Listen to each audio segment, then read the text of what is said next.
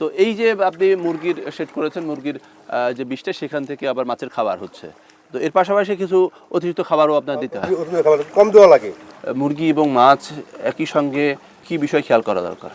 কিছু কিছু পানিতে অক্সিজেনের যে মাছের ক্ষেত্রে কখন কখন দেখে আকাশে বৃষ্টি থাকে, তখন অক্সিজেন কম পড়লো কিনা লক্ষ্য রাখা লাগে, তো অক্সিজেনের ব্যবস্থা করা লাগে।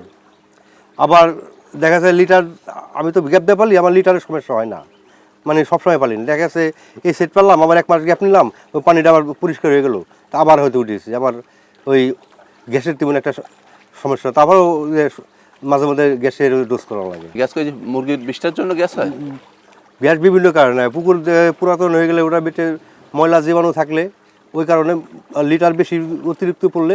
যারা নতুন করে এই ধরনের প্রকল্প করতে চায় তাদের উদ্দেশ্যে কি পরামর্শ? তাদের উদ্দেশ্যে সবাই করতে, আমি লাভবান হয়েছি।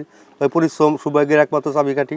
পরিশ্রম করলে নিশ্চয়ই পরিশ্রম সৎ হইতে হবে, সৎভাবে করলে পরিশ্রম অনিবার্যই এই ভিত্তিতে ভালো কিছুর আশা করা যাবে, আশাবাদী হবে। যেমন আমি নিজেই তার প্রমাণ। পানির ভিত্তিতে পোলট্রির ঘর খুব ব্যয়বহুল হলো। এখানে আপনার গ্যাস হয় না। পোলট্রির প্রধান সমস্যা হলো গ্যাসেতে নানা রকম অসুখের জীবাণুর সৃষ্টি হয়, রোগবালাই। গ্যাস যদি না থাকে তাহলে পোলট্রি মোটামুটি ভালো থাকে, আমার ওষুধের খরচ কম হয়। মুরগির সাথে কি কি ধরনের মাছ পালন করা যায়?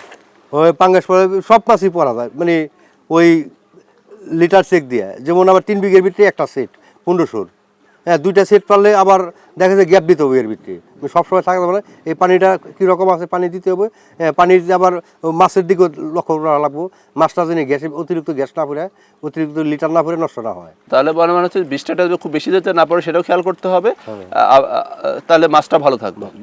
বিশেষ করে পাঙ্গাস মাছের লাভবান বেশি এই কারণেই, পাঙ্গাস মাছ নিজের অক্সিজেন ওরা নিজে তৈরি করতে পারে, অক্সিজেনের ঝামেলা হয় না ওদের।